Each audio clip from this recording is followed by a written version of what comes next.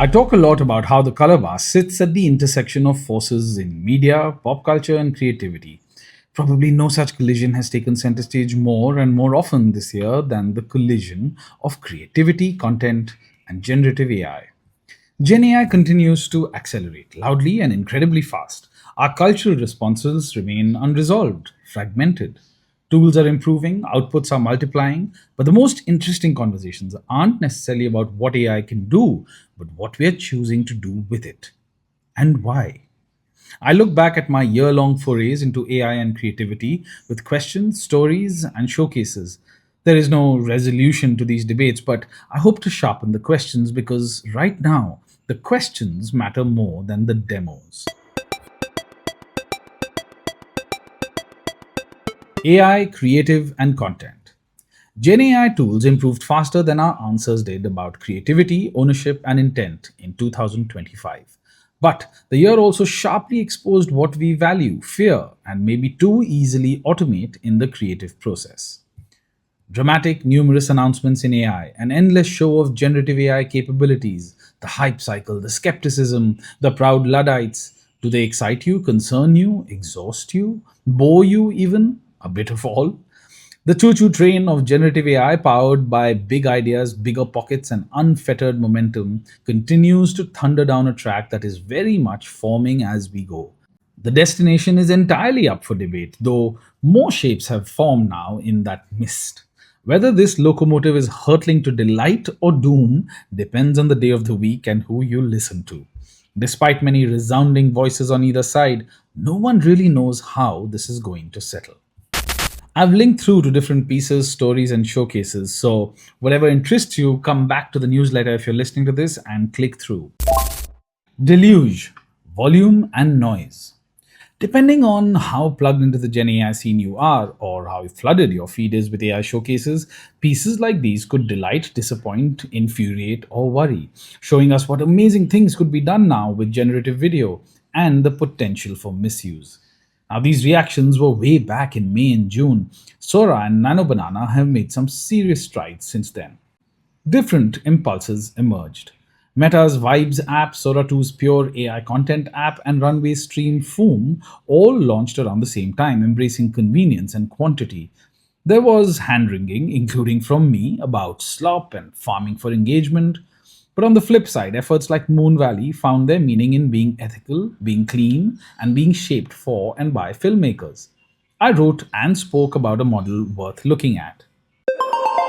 Creations, meaningful exceptions. Actual examples of Gen AI creations probably counted in the millions because, hey, democratization. The few I chose to share brought something more to the conversation.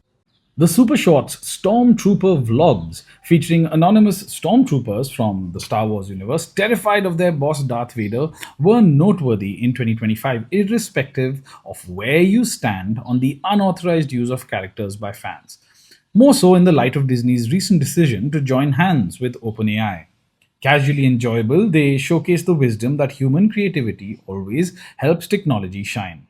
Eerily, though, it appeared around the same time that Disney and Universal chose to go to court over AI driven IP theft. Efforts like Kuko, a love letter to LA, were a melding of human effort and AI tools, giving us a glimpse of how bleeding edge technologies can shape collective creative efforts. The short film Post Scarcity Blues from Matt Zien and Kingmaker challenged us to face a dystopian future, one where the ease, efficiency, and abundance that machines bring in turn render us as lost, vacuous, irrelevant. Recall Me Maybe from the Financial Times was a gentle if unsettling take on AI and memory. If You're Human and You Know It was a spot that speaks to our times. A tourism spot from Linz was weird and wild with vibes of, quote, someone who got the paid version of a fancy Gen AI tool for a week and thought, hey, unlimited tokens, bring it on. Integrate, devise, and deploy. Mainstream adoption had momentum. Cat Biggie from Korea was representative of how more shows, especially animated ones, are being approached.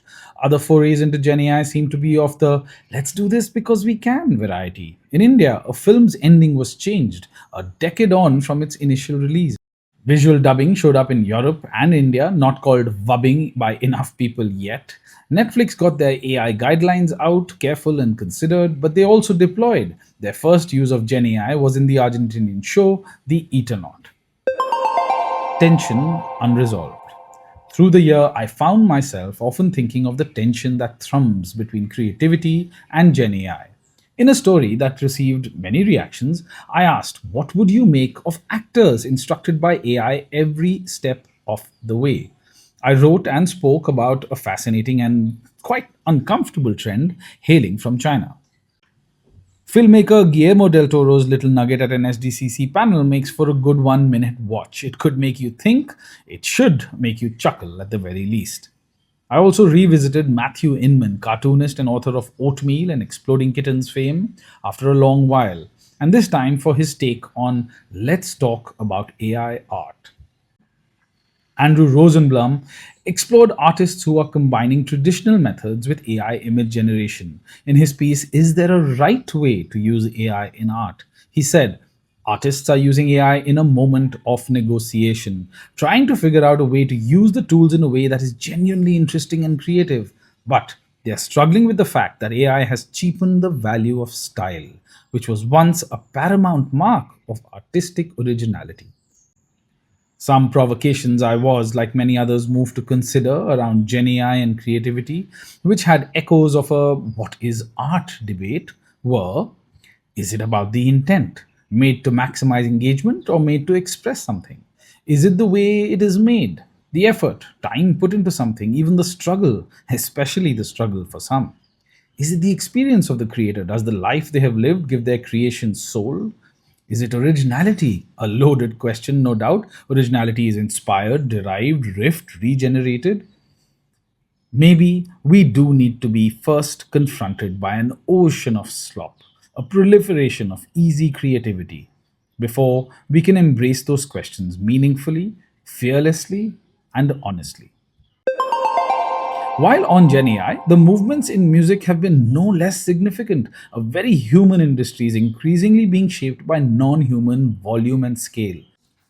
The color bar tracked this drift. 2025 looked like the year music's next frontier became music's next flood. In case you missed it, I wrote about it last week in great detail and made a video if you prefer to watch.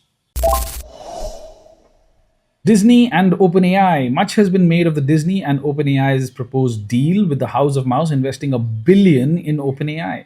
Some claim Disney has capitulated, handing over keys to IP it has spent decades to make both beloved and valuable, and OpenAI has much the better end of this agreement. Others feel it is embracing the future, being the first legacy media company to make such a meaningful and large bet. Worth noting that this deal is not quite finalized yet, though it has moved since writing, but much of the reaction is when taking it at face value right now. As someone said, is this the world's coolest Play Doh or the world's lamest meme slop? The Ken has a less than optimistic take on this, likening Disney's move to be yet another that is hopping onto the OpenAI bandwagon. As they said, Disney is paying $1 billion to invest in a paradigm that fundamentally undermines the economics of premium content. This is a sign of how studios such as Universal or Warner Brothers Discovery will have to ally with a handful of major AI platforms. For those studios, the software and technical boons aren't that important. What matters is the optionality and influence that come with being partners of tech platforms that gatekeep attention. In other words, it's a struggle for relevance. End quote. While it seems that increasingly the limbo of legal appeals and the speed of the AI companies means the debate around copyright and training models might just be getting pushed to the margins, the deal is being seen as a new path. A quote, it clarifies that the AI copyright war isn't about keeping iconic characters out of models anymore. It's about finding the right price to keep them in. There was a LinkedIn post which with a view saying, we are no longer debating training data. So, as always, it's break first, ask for permission, or bludgeon it later. Quote, it does likely mean that in a world of limited dollars, more of them are going to be rehashing what's been made than making something new. It does mean that the artist led work of film reboots and nostalgia plays could be given way to the masses led work of rehashes and prompted entertainment. This from an opinion piece on The Hollywood Reporter. Tubi as a blender. There is some data now to show that ad supported streaming service Tubi can lay claim to becoming a blender of creator content and traditional content. On the Creator Upload podcast, it was suggested that viewers coming to the platform to watch creator content also end up watching traditional or legacy Hollywood programming. Quote, somewhere between autoplay and curiosity, they wind up watching studio films and TV dramas. End quote. Given more than half of Tubi's 100 million user base is Gen Z and millennial, that's pretty compelling. Baller League DNA. The Baller League serves up football as content first and competition second. But does that make it the future of sport or just a momentary thrill?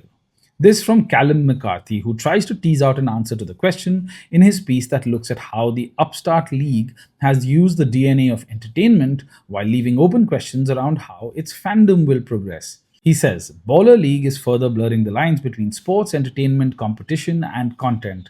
The professionals of the future will have grown up with these leagues and may behave more like content creators themselves than the robotic media trained individuals we see today. I have one curated cut for this week called Wolf or Unloved. I want to be friends with this wolf. A Christmassy ad called Unloved, almost entirely animated, though the human actors who kick off and end the spot are also just so perfectly done. A wolf, a wintry forest, vegetables, a supermarket, an old French crooner singing Unloved. This gives me feels of Ratatouille and Gruffalo, and it's worthy of its own spin off show. Note, this is animated entirely by humans at whiz and illogic, though I tried to stay away from the obvious narrative of look, no AI. But much of the rest of the internet feels it's as good a reason as any to point out the why around AI generated commercials, cue angst around McDonald's and Coca Cola's recent ads. I suppose since every AI generated spot chooses to brandish its making as a badge of honor, this piece's human crafting deserves some performative shouting too. Hey, if you enjoy reading the color bar, maybe get me a coffee and help fuel the next one. I've linked through in the newsletter, and do support by sharing pieces you like or forwarding to others who might enjoy it. We're getting into that part of the year where hopefully you're winding down. I hope you have a great end to the year. If you have any ideas or recommendations to feature or to collaborate, hit me up. I work with individuals, teams, and brands on creativity and content. I'm going to try and have another wrap up which features all the wonderful curated cuts from the year. But till then, have a great week.